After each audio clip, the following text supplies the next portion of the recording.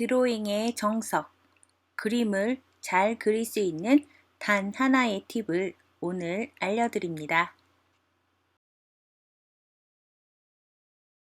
아, 뻔한 잔소리를 하고 있나요?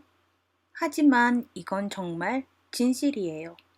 저도 만화를 처음 배우기 시작했을 때부터 선생님들께 귀 따갑게 들었던 말은 그림은 엉덩이로 그리는 거다 였습니다. 그리고 지금은 아마 그 시절, 그때의 선생님들께 그림을 배우기 시작한 모든 작가님들이 이제는 같은 이야기를 하고 있는 것을 보고 있습니다. 그만큼 그림만큼 정직한 분야는 없습니다. 그리고 또 그려야 합니다. 첫 번째, 관찰한다. 두 번째, 반복적으로 그려본다. 세 번째, 많이 그린다. 네 번째, 자료 수집을 한다. 다섯 번째, 소스는 머릿속에 저장한다. 여섯 번째, 그리고 또 그린다. 그리다 보면 가득 채우는 것보다 버리는 연습이 필요할 때가 오는데요. 그와 함께 마무리를 할 때를 아는 것도 중요합니다. 좀 더 잘 해보려고 매달려서 오히려 답답한 그림이 되기 전에 말입니다. 이 경지에 이르려면 한 번은 가득 채워 보아야 되겠죠. 8천만 원짜리 스케치. 파리의 한 카페에 유명한 화가 한 명을 알아본 어떤 여인이 종이와 연필을 주며 그림을 그려주면 그림에 대한 대가는 충분히 드리죠 라고 말을 합니다. 화가는 그 자리에서 바로 그림을 완성했고 50만 프랑입니다 라고 합니다. 지금 돈으로 환산하면 약 8천만 원 정도의 큰 돈이라 깜짝 놀랄 수밖에 없었고 여인은 따집니다. 아니, 30초도 안 걸리게 그린 것 뿐인데 어떻게 50만 프랑이나 받을 수 있죠?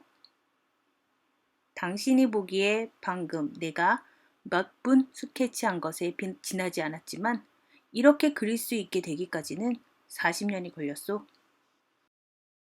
이 이야기는 바로 피카소의 일화입니다. 이것은 프리랜서 작가들의 노동의 가격을 환산하는 데 가치를 논하는 일화로 자주 소개가 되고 있긴 한데요. 저는 이 일화를 이렇게 소개하고 싶습니다. 노력하지 않으면 되지 못할 일화라고요.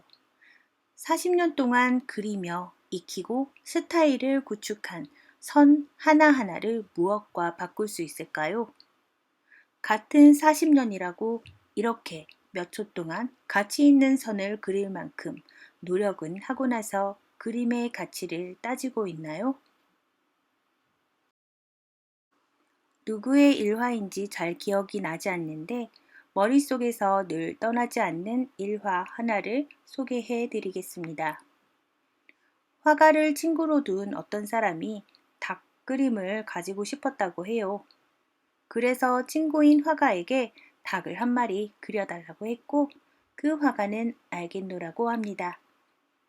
하루가 지나고 이틀이 지나도 소식이 없자 그 사람은 친구에게 물어봅니다. 내 닭 그림은 잊지 않았겠지? 친구는 잊을 리 있냐고 합니다. 그런데 한 달이 지나고 해가 지나도록 그려줄 생각이 없어 보입니다. 이제는 재촉을 합니다. 내 닭 그림 하나 그려주는 게 뭐 그리 어렵나? 그러고요. 화가인 친구는 좀 기다려달라고 합니다. 그러고는 또 몇 해가 지났어요. 이제는 화가 나기 시작했답니다. 더 이상은 못 기다리겠네. 그랬더니 친구가 잠깐만 기다려주게 그러더니 그 자리에서 슥슥 너무나도 멋진 닭 그림을 그려주었답니다. 닭 그림은 받았는데 뭔가 더 화가 납니다. 이렇게 금방 그려줄 것을 뭘 그리 시간을 때우느라 내 성질만 돋군 건가? 그랬더니 친구인 화가는 잠깐만 따라와 보라고 합니다. 작업실로 따라갔는데 작업실 한 구석에 닭 그림이 수백, 수천 장이나 쌓여 있었답니다. 내가 사실은 그림은 곧잘 그리는데 닭은 잘 못 그려. 그래서 자네에게 그려줄 수 있는 닭을 그리기 위해 준비를 할 시간이 필요했네. 타고난 천재는 없습니다. 특히나 우리 같은 그림쟁이는요. 그리고 또 그려야, 그래야 그림만큼 실력은 보답을 해줍니다. 버리기 연구를 가장 많이 연구한 화가 중 하나인 피카소의 대표작 황소 프린트라는 연작을 한번 볼까요? 총 11개의 연작으로 구성이 되어 있는 프린트 작업인데요. 사실적인 묘사에서 시작해 점점 단순함으로 덜어내는 과정을 잘 보여주고 있습니다. 첫 번째 그림은 1945년 12월 5일 이 시리즈를 시작하기 위해 피카소는 석판 잉크로 황소의 생생하고 사실적인 붓그림을 그립니다. 이것은 앞으로 전개될 발전의 토대를 마련하는 신선하고 자발적인 이미지였습니다. 세 번째 이미지는요, 3단계 개발을 방향의 변화를 가져오는 것으로 12월 18일 날 완성을 했는데요. 피카소는 짐승의 건축을 중단하고 근육과 뼈대의 윤곽을 따르는 힘의 선으로 그 생물을 해부하기 시작합니다. 네 번째 그림은요, 12월 22일 네 번째 단계로 화가가 해부학의 주요 면들을 단순화하고 개요를 설명함으로써 황소의 구조를 추상화하기 시작하는 것을 볼 수 있습니다. 다섯 번째 단계에서는요, 12월 24일 이미지의 단순화 및 스타일화를 계속하게 되는데요. 피카소는 균형을 재분배하고 그 생물체의 앞과 뒤 사이의 역학을 재구성하기 위해 황소의 일부를 지우기 시작합니다. 여섯 번째 단계로는 12월 26일인데요. 이 단계에서는 발전하는 이미지의 스타일과 방향에 부합하도록 또 하나의 새로운 머리와 꼬리가 만들어집니다. 피카소는 그 생물을 지르는 선의 네트워크를 부드럽게 하기 위해서 더 많은 곡선을 도입하고요. 다시 한번 그는 등줄기를 조정하는데 등줄기는 이제 어깨에 물결로 시작하여 몸의 길이에 따라 에너지의 맥박처럼 흐릅니다. 일곱 번째는요. 12월 28일 황소 속의 형태 균형을 인식하면서 그 기능을 발휘한 일부 공사의 선을 제거하고 단순화하기 시작합니다. 그리고 나서 그는 팽팽한 윤곽에 남아있는 필수 요소들을 쌓았습니다. 아홉 번째 그림은요. 1월 5일, 46년 1월 5일에 완성했는데요. 머리 그림으로 재미를 유지하고 이제 남은 음의 영역을 지워버립니다. 마침내 황소를 선 그림으로 줄입니다. 오직 그 생물의 생식기관만이 자신의 성별을 강조하기 위해서 유지했습니다. 11번째 마지막 작품은요. 46년 1월 17일 피카소는 시리즈의 마지막 판화에서 황소를 각 이미지의 점진적인 발전을 통해 매우 신중하게 고려되는 단순한 윤곽으로 줄여서 가능한 간결한 이미지로 생물의 절대적 본질을 포착하였습니다. 15세부터 90세까지 피카소의 자화상은 상징적인 진화를 보여줍니다. 우리가 알고 있는 단순 덩어리 피카소의 그림체를 생각하면 실사화는 결코 못 그릴 거야 라는 편견을 가지는 분들도 덜어 있는데요. 피카소의 15세 때는 이미 완성된 그림체를 보여주고 있습니다. 색과 덩어리감에서 자신감이 가득 차 있는 것을 볼 수 있는데요. 완성된 만큼 가득해서 빠져나갈 틈이 없어 보입니다. 1901년 20세가 되던 해 그는 침울하고 스타일화된 장면들을 시원한 블루톤으로 그리는 단계인 블루시대의 들어섰는데요. 이 시대에 이어 피카소의 작품은 원시적인 성향을 나타내기 시작했습니다. 25세의 피카소의 1907년 자화상은 화가가 이전에 가졌던 모든 것들과 함께 급진적인 입체파 탈환을 시작한 이 시기에서 비롯되었습니다. 35세의 피카소는 색을 버리고 매끄러운 선으로 묘사되었는데요.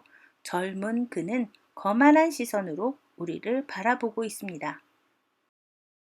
각각의 초상화는 우리에게 다른 피카소를 보여주는데요.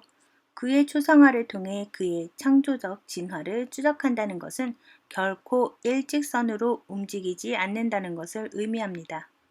그러나 우리는 그의 초상화에서 시간이 흐르면서 그의 태도가 점점 부드러워지고 둥그러지는 것을 봅니다. 그는 나이가 들수록 젊어지는 것 같았습니다. 56세에서 90세, 그때는 이전과는 다른 흥미진진한 일련의 자화상을 연출했습니다. 선 하나의 탄생은 결코 거저 생기지 않는다는 것을 피카소는 잘 보여주고 있습니다. 작가들의 일상 드로잉. 이제는 국내 드로잉의 대가, 선생님들의 작품을 감상해 보도록 하려고 합니다. 작품으로만 알고 있는 작가님들의 일상 드로잉, 한번 눈여겨보고 가야 합니다.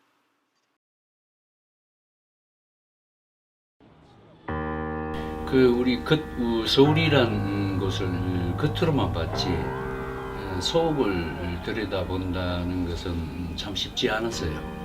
그저 건성으로만 보고 우리가 찾아가는 곳은 한정되어 있는 곳이고. 제가 알던 서울인데도 불구하고 새삼스럽게 돌아보면서 이렇게 디테일하게 보니까 많은 다름, 새로움 이런 것들을 느꼈습니다. 서울역 하면 제 기억에는 언제나 그 압도적이고 거대한 건물로 이해되고 있었는데 막상 돌아보니까 주변에 고층 빌딩에 가로막혀가지고 아주 왜소해 보이기도 하고, 그 변화된 과정들이 많은 시간이 단축된 것 같은 그 건물 하나를 보면서도 그런 생각이 들었습니다.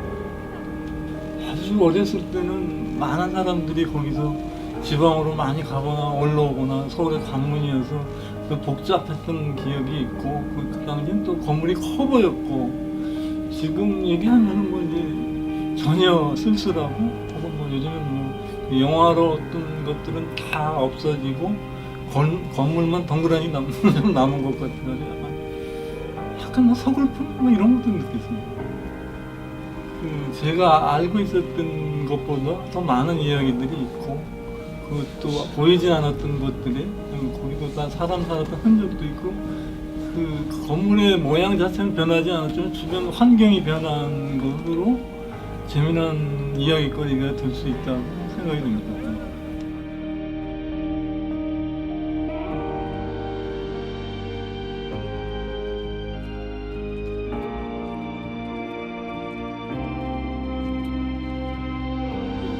힐튼 호텔. 여기 뒤편에 그 두 동이 있었는데, 그러니까 그 아주 빈곤층이 살고 있는 이 집들, 그 빌딩 속에 가려져 있는 그 집들을 보면서 왜 집들은 저 집은 저 터는 여태 발전을 못하고 있었을까? 그 건물에 관한 그 역사나 이 스토리가 참 만만치 않겠다.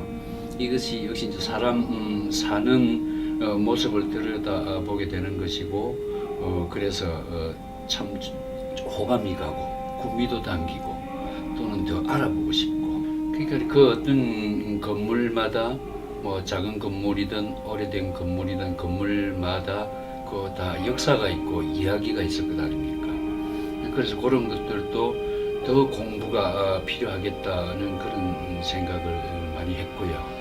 또는 더 기회가 나면 더 들여다보고 싶고, 그런 것들이 참 많았습니다. 저희들은 이렇게 그 만화를 그리는 작가죠.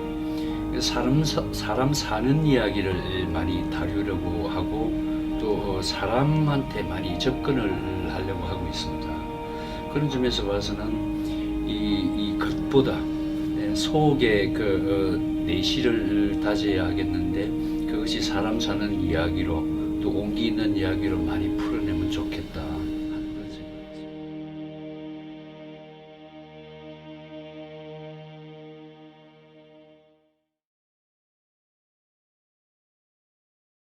김광성 선생님의 2010년작 1963년 경성역에서 본 남대문이라는 작품입니다. 그리고 친필 그림 사인 자랑합니다.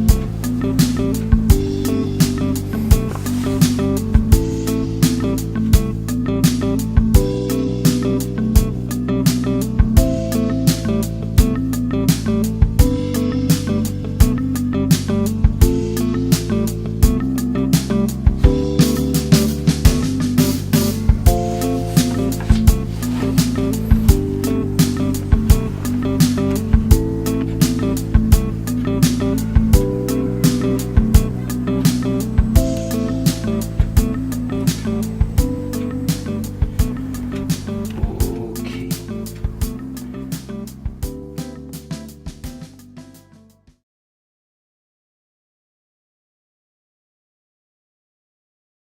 박재동 선생님의 지하철이라는 작품입니다. 거기에 더해 저에게 선물해 주신 캐리커처 자랑합니다. 이희재 선생님의 인사동이라는 작품입니다. 사인이 어딨는지 못 찾겠네요. 어딘가 있습니다. 악동이 나의 라임 오렌지 나무의 작가님이시랍니다. 이희재의 스케치 여행 낮은 풍경 애니북스에서 편했습니다. 만화가 이희재가 바라본 우리네 낮은 풍경을 담고 있습니다. 때론 된장처럼 구수하고 때론 잃어버린 추억처럼 애절한 한국적 감성이 가감없이 캔버스에 펼쳐집니다. 지난 40여 년간 만화가로 활동해온 저자의 녹록치 않은 내공을 가늠할 수 있습니다.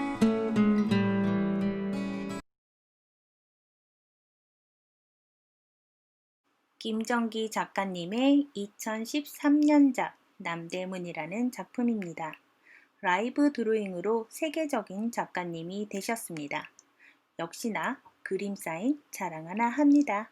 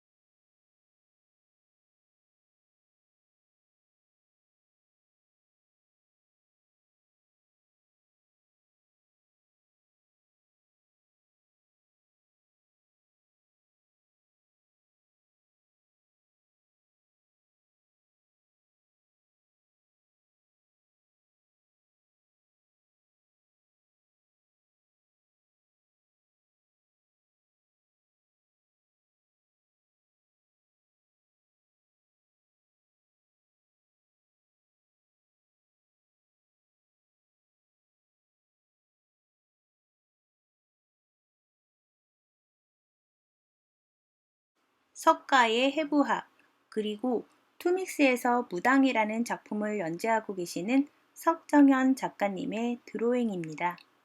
각 포즈 옆에 소요 시간이 보이는데요. 짧게는 10초짜리 크로키부터 해서 3분, 5분, 6분, 25분까지 디테일과 시간에 상관없이 안정적인 인체 소묘를 보여주고 계십니다. 작가님 역시 하루에 평소 10장에서 50장 이상의 크로키를 버릇처럼 하고 계시다고 했습니다. 여러분은 하루에 몇 장의 그림을 버릇처럼 그리고 계신가요? 작가님이 그려주신 캐리커처 자랑하고 또 다음 장으로 넘어갑니다.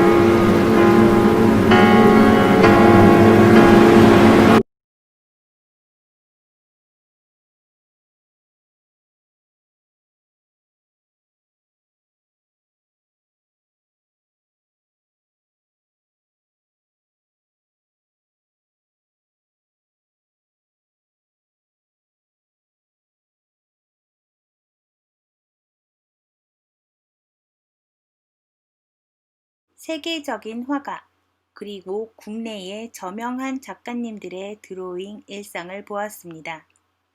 그냥 보는 것만이 아닌 앞으로 우리가 가져야 할 그림에 대한 자세를 다시 한번 되돌아보는 시간이 되셨기를 바라봅니다.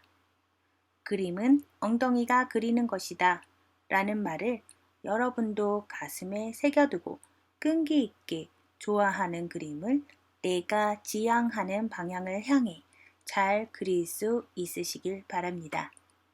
수고하셨습니다.